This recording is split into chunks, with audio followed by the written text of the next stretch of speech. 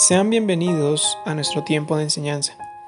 Es nuestro deseo que sus corazones sean animados, confrontados y fortalecidos por medio de la palabra de Dios.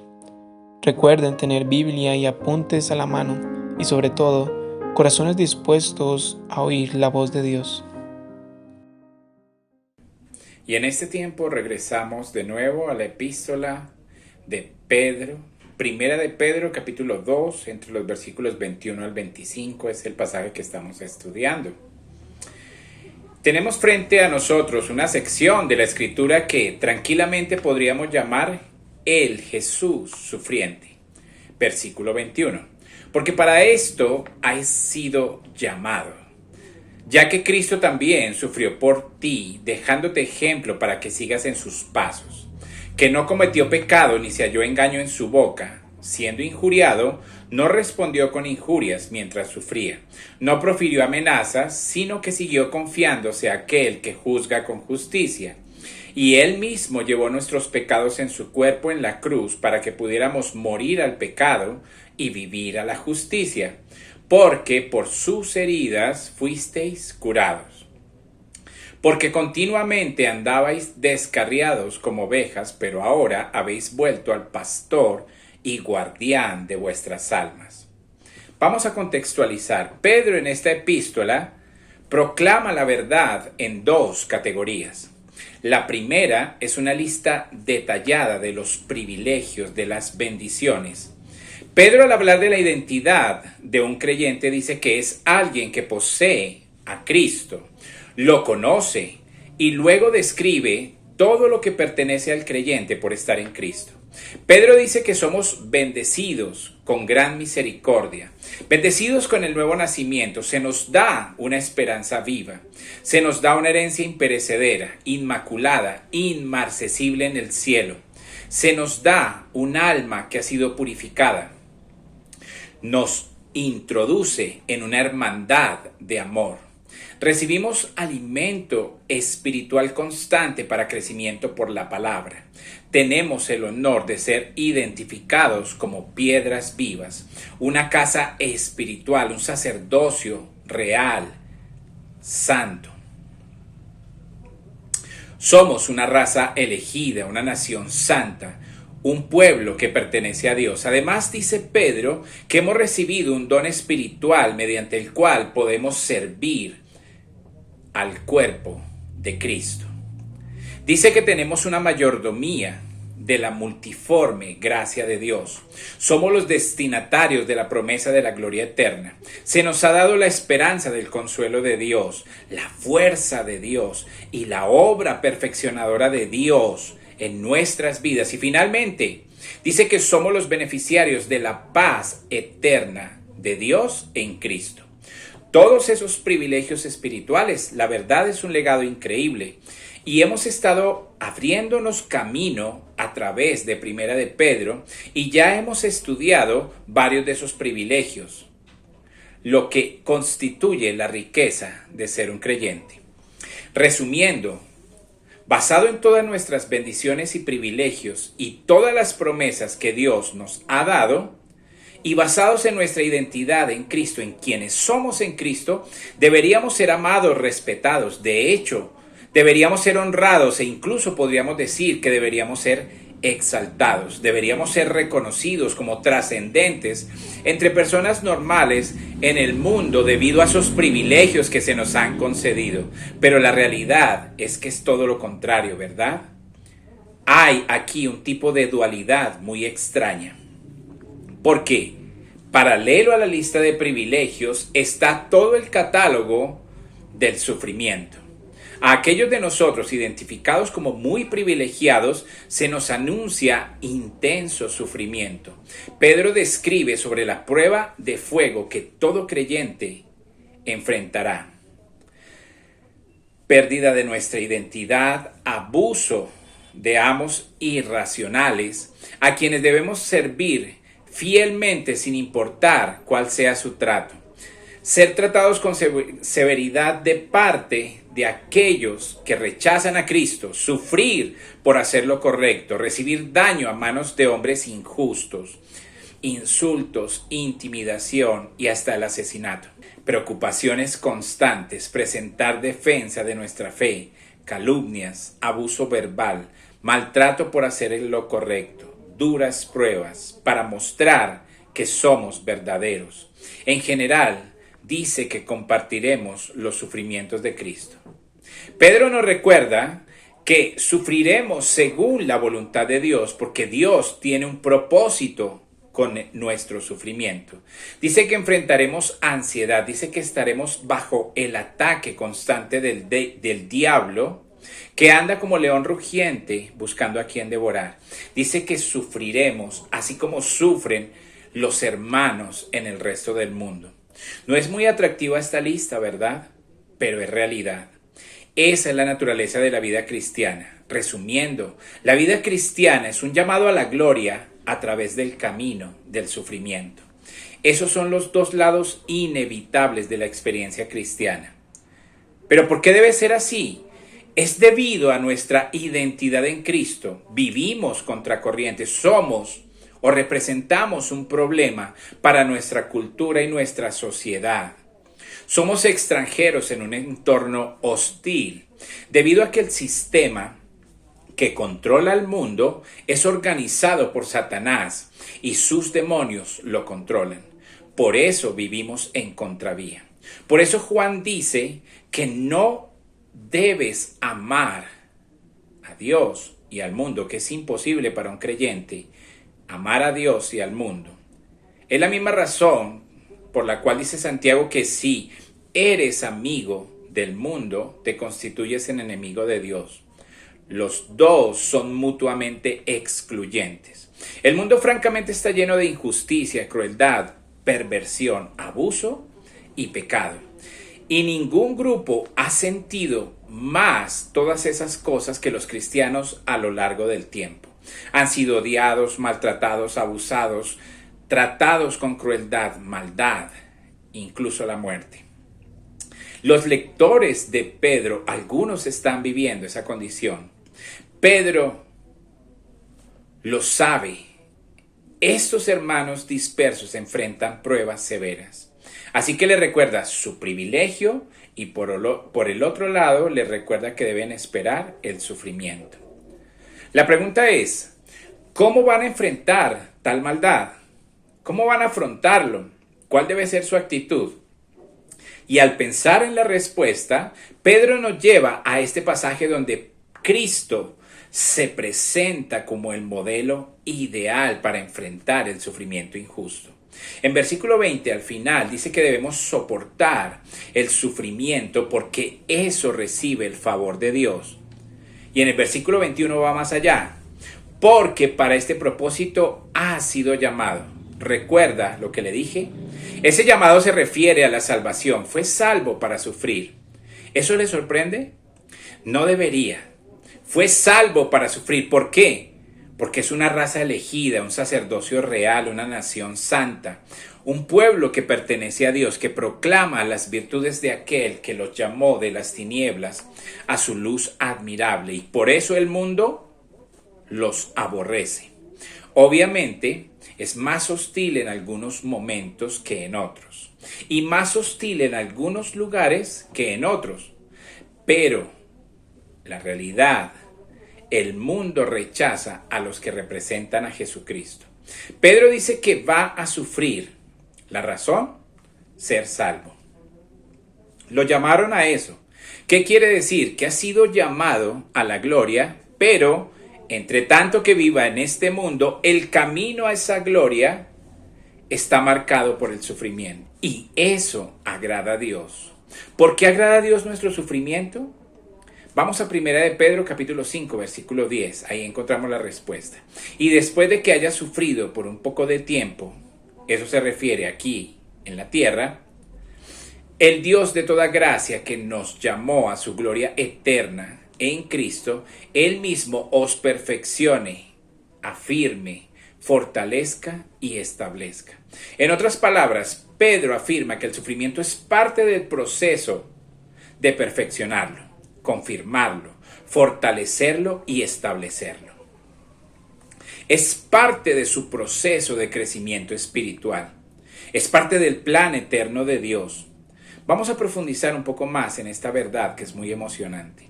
Pero el punto aquí simplemente es este.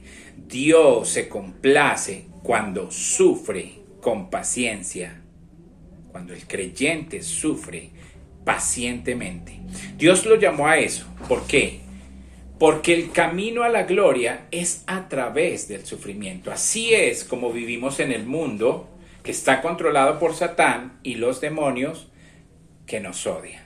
Pero no solo por motivo del mundo, también es debido a que Dios tiene un propósito con el sufrimiento, ya que el sufrimiento tiene un efecto benéfico al final. Es parte de su perfeccionamiento y de la gloria final. Escuche, la implicación es esta, que está sufriendo aquí por el odio del mundo, pero Dios lo permite porque así es validada su fe, y eso resultará en mayor alabanza, gloria y honor en la revelación de Jesucristo. No se pierda. Este es un pensamiento profundo mientras nos abrimos camino por este pasaje. Cuando sufre, no solo lo soporta para aprender, para ejercitarse en la paciencia. Realmente, si pensamos, no vamos a necesitar paciencia en el cielo. Sufre aquí para mejorar su capacidad de alabar, glorificar y honrar a Dios en el cielo. El sufrimiento temporal aquí aumenta nuestra capacidad eterna de glorificar, honrar a Dios. ¡Qué gran verdad! Ahora podemos volver a Santiago capítulo 1, donde dicen: tengan por sumo gozo, hermanos míos, cuando se hallen en diversas pruebas, versículo 3, sabiendo que la prueba de su fe produce paciencia, verso 4, y que la paciencia tenga su perfecto resultado para que sean perfectos, completos, sin que les falte nada. Entonces, pasar por las pruebas lo fortalece como cristiano, lo madura, lo perfecciona, lo hace más como Cristo. El punto aquí de Pedro es que soportar el sufrimiento aquí va a tener un efecto profundo en su capacidad y en su función eterna de glorificar a Dios. Segunda de Corintios 4:17, Pablo tiene el mismo pensamiento. Dice: pues esta aflicción leve y pasajera produce en nosotros un eterno peso de gloria que sobrepasa toda comprensión. ¿Lo ve? Esta es una bendición extremadamente importante, y ahí mismo, en el mismo 2 de Corintios 4, verso 18, dice que mientras que atravesamos estas pruebas, dice: al no poner nuestra vista en las cosas que se ven, sino en las que no se ven, porque las que se ven son temporales, pero las que no se ven son eternas. Si miramos 2 de Timoteo, capítulo 2, versículo 12, la primera parte, aquí tenemos una declaración muy sencilla, pero profunda. Si perseveramos, también reinaremos con él. Es claro. ¿Cuál es el punto aquí?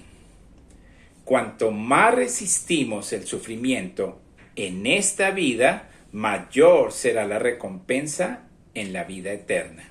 Su capacidad eterna de glorificar a Dios está directamente relacionada con lo que soporta el sufrimiento en esta vida. Hay una ilustración ahí en Mateo, donde la madre de Juan y Jacobo pide que sus hijos, cuando Jesús establezca su reino, uno esté a la derecha y el otro a la izquierda. Esta mujer entiende claramente en su mente que hay lugares de privilegio en el reino venidero. Y si usted observa, Jesús no la corrige, no le dice: oye, estás en un error. Entonces, hay niveles de recompensa. En primera de Juan, él anima al creyente a recibir, a esforzarse por recibir, completa su recompensa.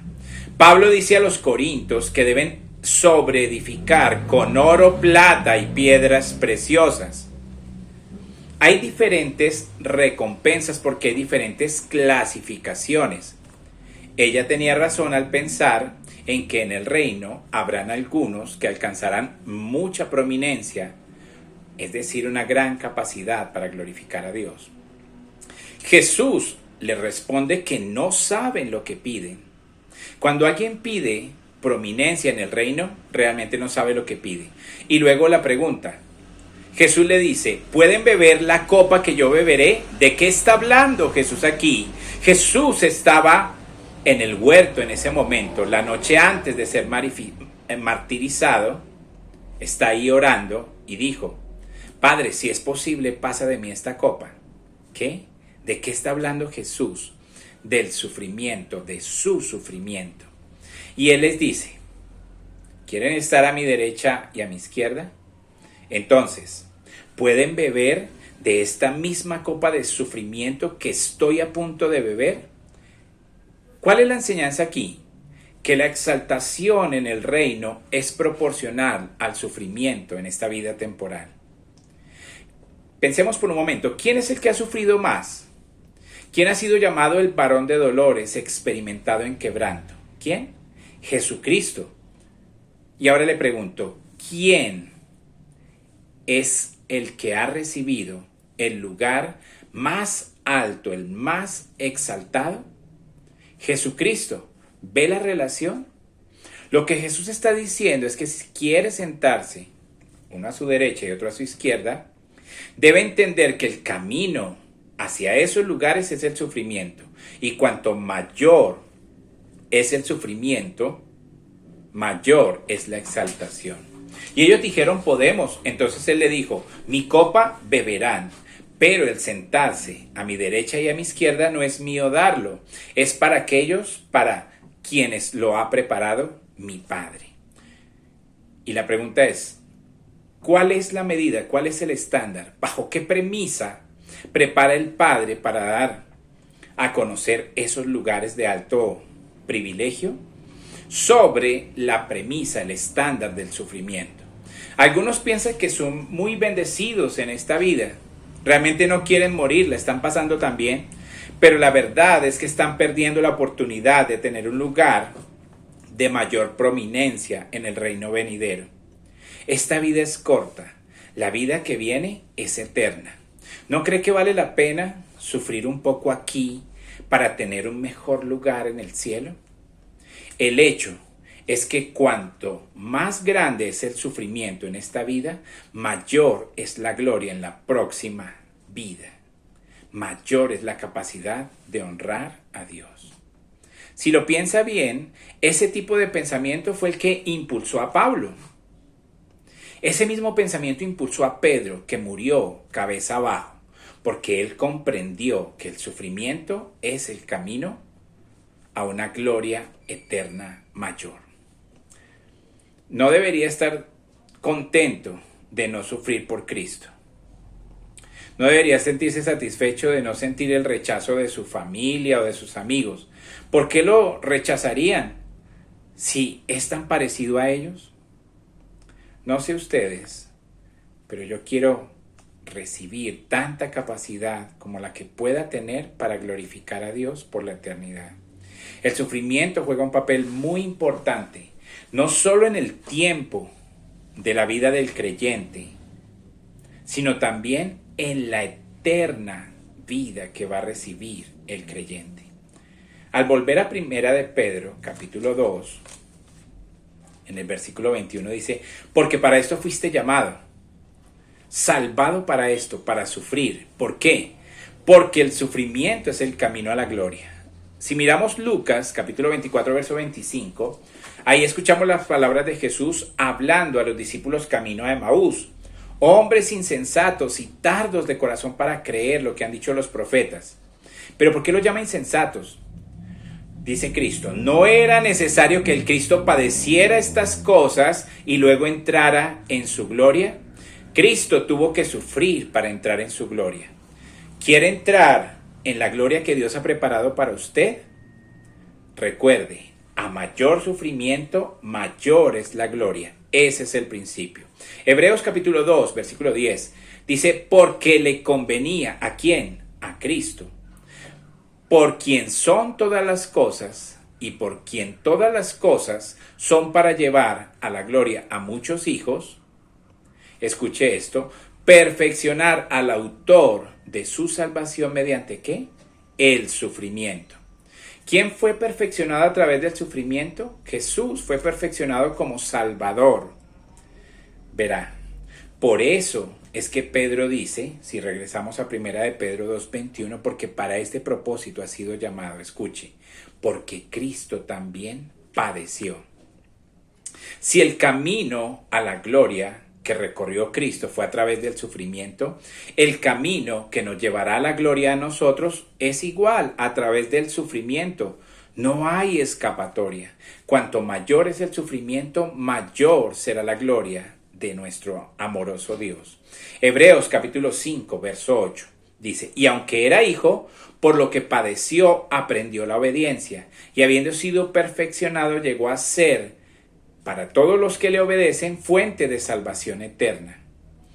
Cristo sufrió y así aprendió la obediencia. Recuerde, en la experiencia humana, como experiencia aprendió la obediencia. Y obtuvo la gloria eterna a través del sufrimiento. Mateo 10:21 en adelante.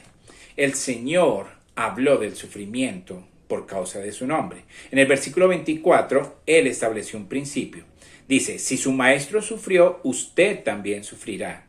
Versículo 25, el discípulo debe sentirse conforme al ser como su maestro. Cristo sufrió, usted también va a sufrir. Ese es el principio. Es el mismo principio que está en Juan capítulo 13, versículo 16. El camino a la gloria de Cristo era el camino del sufrimiento injusto. Siga ese pensamiento, por favor. El camino a la gloria para nosotros es el camino del sufrimiento injusto. Cristo lo soportó perfectamente. Él es el modelo. Y eso es exactamente lo que Pedro quiere decir. Ha sido llamado para este propósito, ya que Cristo también sufrió por usted, dejándole ¿qué? Ejemplo. Afortunadamente el tiempo se me acabó, pero Cristo es un ejemplo de esta gran verdad. Es un ejemplo del sufrimiento que lo lleva a la gloria. Es el modelo del que más sufrió con perfecta paciencia y por lo tanto es glorificado en un lugar más alto. Él es nuestro ejemplo.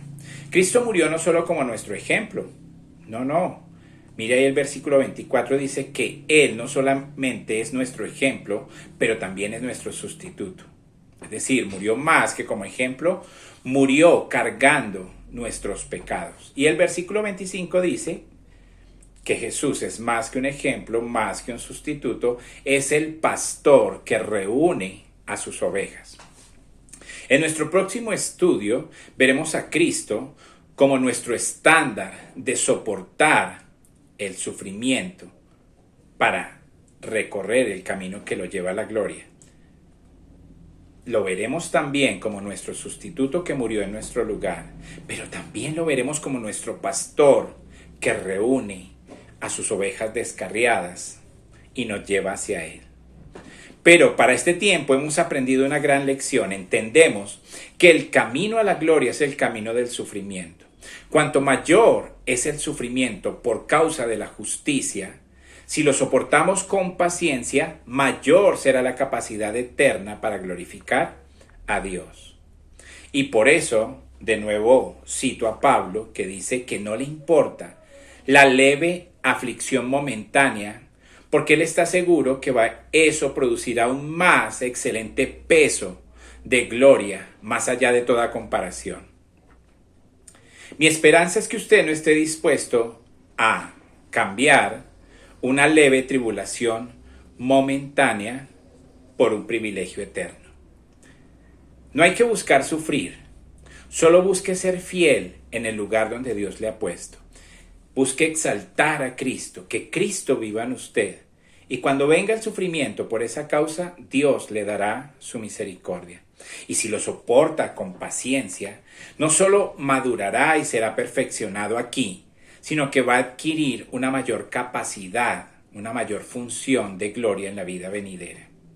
Ahora, la próxima vez veremos a Cristo y lo veremos exactamente como el modelo de soportar en medio de su sufrimiento. y cómo se convirtió en nuestro perfecto sustituto y en nuestro amoroso pastor. Bendito sea Dios por todas las verdades que hemos considerado en este tiempo. Oremos. Señor, te damos gracias por la verdad de tu palabra. Señor, ayúdanos a entender el papel importante, el privilegio que se nos concede al sufrir en este mundo de manera injusta, porque ese es el camino a la gloria. Fue el camino que tú recorriste. Señor, no te pedimos, Señor, que nos liberes del sufrimiento. Te pedimos tu gracia y tu misericordia para que en medio del sufrimiento podamos soportar, mantenernos firmes y en la vida eterna, Señor, poder glorificarte de una manera mucho más grande. Gracias, Señor, por todas estas verdades. Bendito seas por cuidar nuestras vidas en medio de toda esta vida convulsionada en la que estamos viviendo. A ti, Señor, te damos la gloria y la alabanza en este tiempo, Señor. Amén. Agradecemos a Dios el tiempo que hemos podido compartir escudriñando las Escrituras. Gracias por acompañarnos y recuerden que estas enseñanzas están en nuestro canal de YouTube y que podrán verlas nuevamente. Gracias por su compañía y nos veremos en nuestras próximas reuniones. Dios les bendiga.